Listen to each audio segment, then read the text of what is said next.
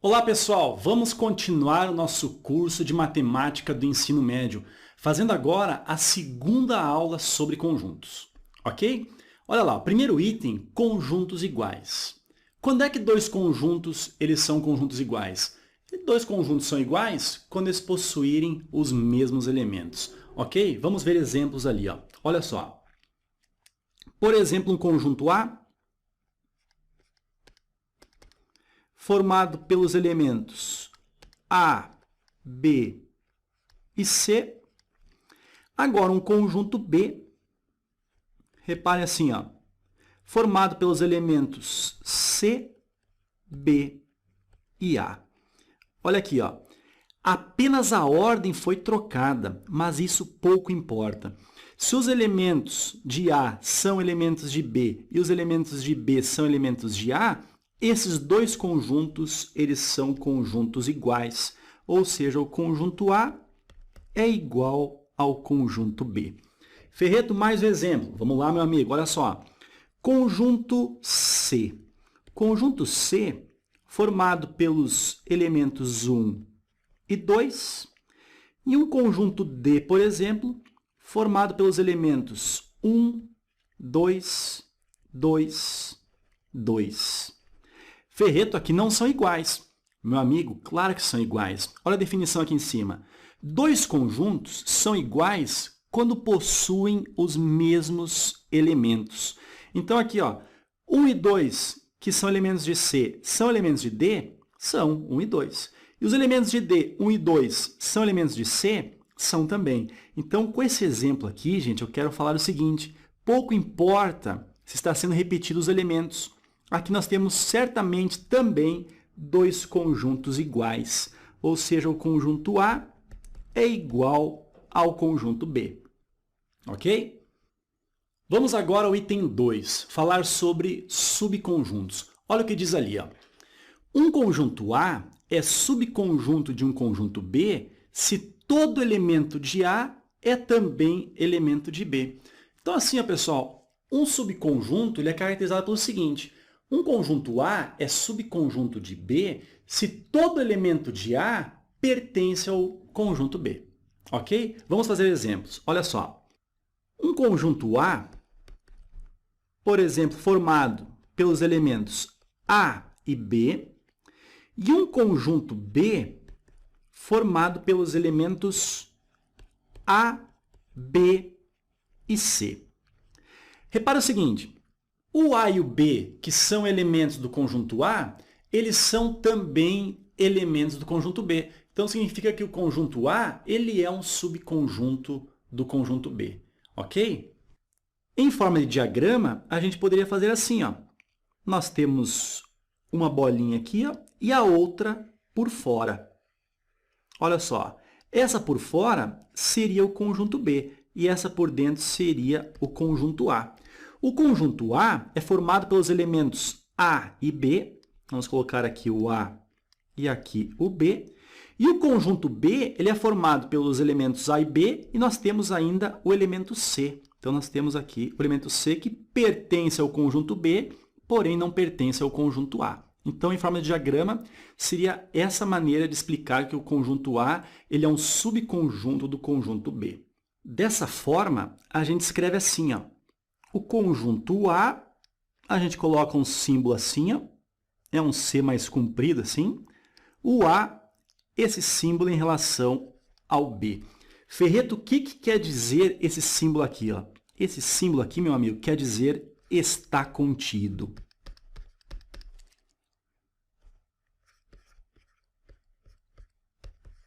Está contido.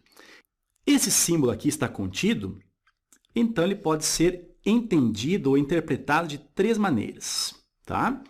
Olha só, a primeira está contido, ou seja, o A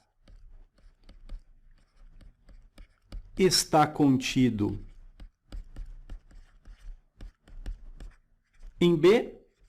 A segunda maneira, o A é subconjunto de B. Se o A está contido, então o A é subconjunto de B.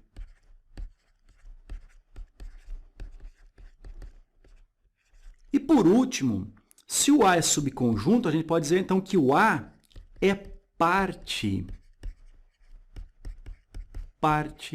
de B. Essas três interpretações são a mesma coisa em relação a esse símbolo aqui. Ok? Vamos descer um pouquinho e vamos a mais um exemplo. Olha só. Por exemplo, conjunto A, formado pelos elementos 2, 3 e 4, e um conjunto B, formado pelos elementos 4 e 5. Ok? Olha só, gente. Aqui não está acontecendo nem do conjunto A estar contido no conjunto B e nem do conjunto B estar contido no conjunto A. Aqui o que nós temos, repare o seguinte, ó, nós temos apenas um único elemento em comum, que é o elemento de número 4. Então, a gente pode expressar esses dois conjuntos em forma de diagrama da seguinte maneira. Olha só, vamos colocar um diagrama aqui e o outro aqui. Ó. Nessa parte central aqui, nós temos a parte onde nós colocamos elementos que pertencem aos dois conjuntos. Aqui nós temos o número 4 como pertencendo aos dois conjuntos. Então, o 4 está nessa parte que na próxima aula a gente vai ver que fala da intersecção de conjuntos. Ok? Agora, fazendo parte do conjunto A, nós temos o 2 e o 3. E o 4 também, porém o 4 faz parte do conjunto B e o 5 faz parte apenas do conjunto B. Então, em forma de diagrama, esses dois conjuntos são representados dessa maneira aqui, ok? E dessa forma, a gente não pode dizer que o A está contido em B e nem que o B está contido em A. Então, a gente diz assim, ó, o A não está contido em B e, da mesma forma, o B não está contido em A. Vamos colocar mais uma observação aqui, ó, mais um exemplo. Vem comigo. Por exemplo, um conjunto A formado pelos elementos 1 e 2 e um conjunto B formado pelo elemento 3, um conjunto unitário aqui, ok? Notem, reparem, ó, nenhum dos dois possui elementos em comum. Então, a gente pode dizer o seguinte, em forma de diagrama, os diagramas são bem separados, não possuem elementos em comum. Então, aqui o conjunto A, aqui o conjunto B. O conjunto A é formado pelos elementos 1 e 2 e o conjunto B é formado pelo elemento 3. Pessoal, vou falar aqui para você agora bem importante. Ó. Esses dois conjuntos, por não possuírem elementos em comum, a gente diz que esses dois conjuntos, presta atenção, são conjuntos disjuntos, ok? Vamos escrever aqui, ó. A e B são conjuntos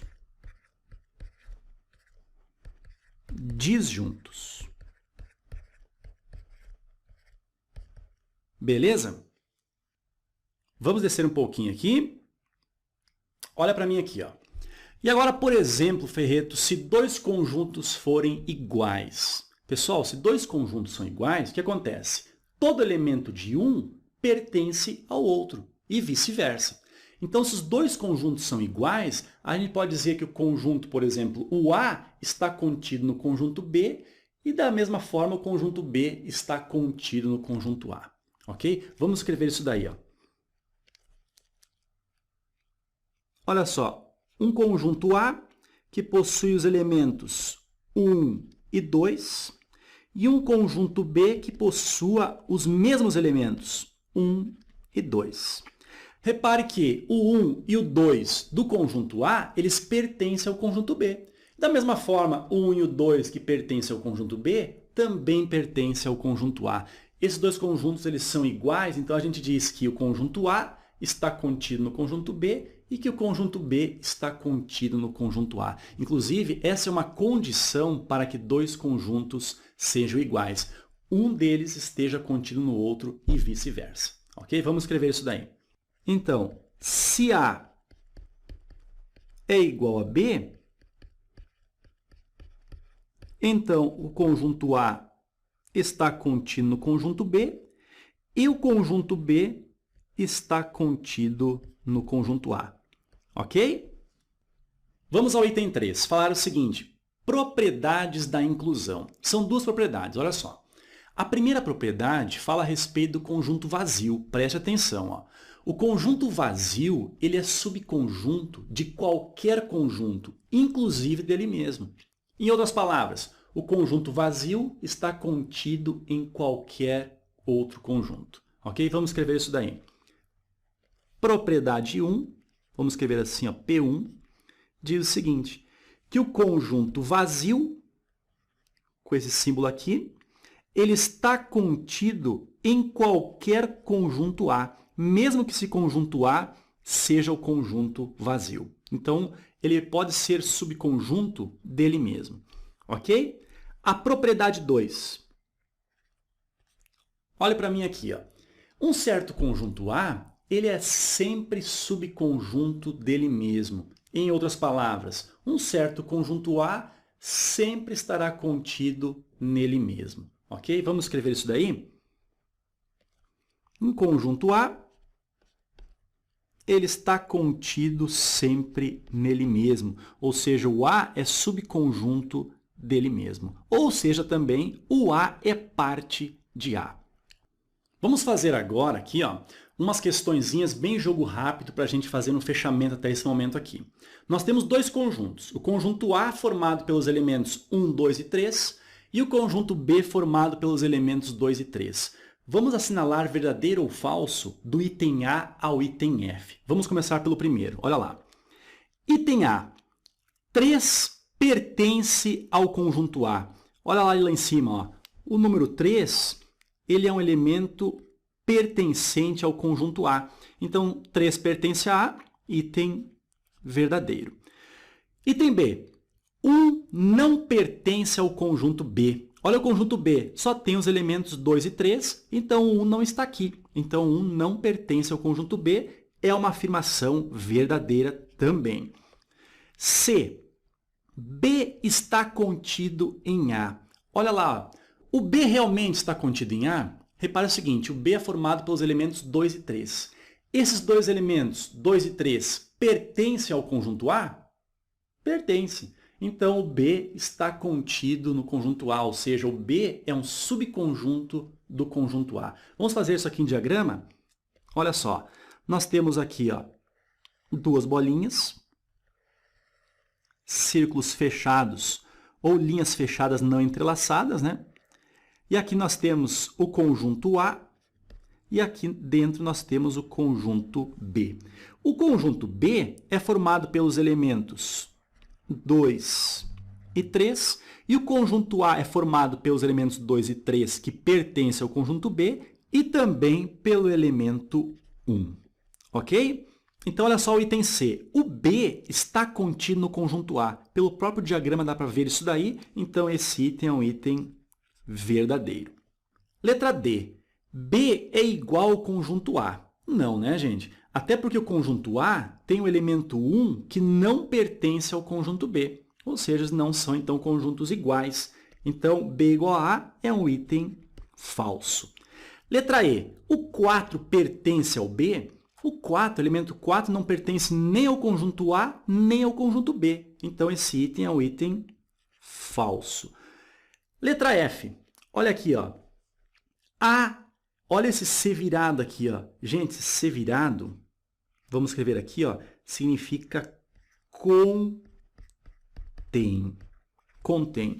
Isso daí é a mesma coisa, tá? É a mesma coisa que a gente lê dessa maneira aqui, ó. O contrário, B, inverte o B, troca o B pelo A e inverte aqui esse C. Ou seja, deixa o B está contido em A. Então, A contém B é a mesma coisa que B está contido em A. E é verdade que B está contido em A? Sim, a gente até já viu no item C. Então, esse item aqui acaba sendo um item verdadeiro. Vamos ao item 4, conjunto das partes. Diz o seguinte, seja um conjunto A, o conjunto das partes de A, representado por P, entre parênteses A, é o conjunto formado por todos os subconjuntos de A. Olha para mim aqui, ó. Então, o conjunto das partes, gente, é um conjunto formado por elementos. E esses elementos são outros conjuntos. Lembra na primeira aula que eu falei o seguinte, que os elementos de um conjunto podem ser números, podem ser letras, inclusive podem ser outros conjuntos. Esse é o caso do conjunto das partes. O conjunto das partes é um conjunto onde os elementos são subconjuntos desse determinado conjunto. Ok? Ferreto, fiquei um pouco confuso. Meu amigo, olha um exemplo para tirar essa confusão na sua cabeça. Vem aqui, ó. Conjunto A formado pelos elementos 1 e 2. E agora eu quero saber o seguinte, quais são os subconjuntos, vamos escrever aqui, ó, subconjuntos que podem ser formados através do conjunto A, ou seja, com os elementos que pertencem ao conjunto A. Vamos fazer aqui, ó. Quais são os subconjuntos? Eu posso formar um conjunto com o elemento 1. Eu posso formar um conjunto com o elemento 2. Posso formar um conjunto com o próprio conjunto A, 1 e 2. E posso formar um conjunto vazio. Esses dois últimos aí, ó, o conjunto 1 e 2 e o conjunto vazio, foram as propriedades que a gente acabou de ver. O que a gente acabou de ver ali? As propriedades dizem o seguinte, que um conjunto vazio é subconjunto de qualquer conjunto. Então, por isso que ele está ali. E um conjunto A é sempre subconjunto dele mesmo. Ou seja, formamos o próprio conjunto A com os elementos 1 e 2. Então, olha só, gente. Através do conjunto A, nós conseguimos formar 4 subconjuntos dele. Ok? Então, as partes de A, conjunto das partes do conjunto A, são esses aqui, ó, são esses elementos. É o elemento formado pelo conjunto unitário 1, pelo conjunto unitário 2, pelo próprio conjunto A 1 e 2 e pelo conjunto vazio. Ok? Esse é o conjunto das partes, onde os elementos são subconjuntos do próprio conjunto A. Vamos descer um pouquinho e vou falar uma coisa muito importante aqui, ó. Número de subconjuntos. Anote lá. Número de subconjuntos. Olha aqui, ó. Quando um conjunto possuir n elementos, se um conjunto A possui n elementos,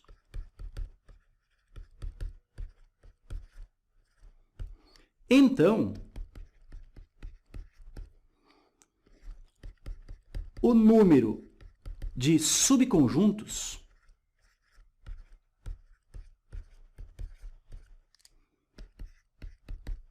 de A, ou seja, do conjunto A, é igual, devo trocar a cor aqui, ó, 2 elevado na n. N, então, é o número de elementos desse conjunto A. Então, o total de subconjuntos é 2 na n.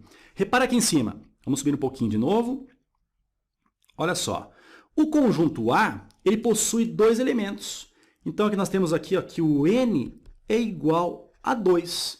Então, o que a gente pode afirmar aqui? Ó, que o número de subconjuntos é igual a 2 elevado na n, ou seja, 2 ao quadrado.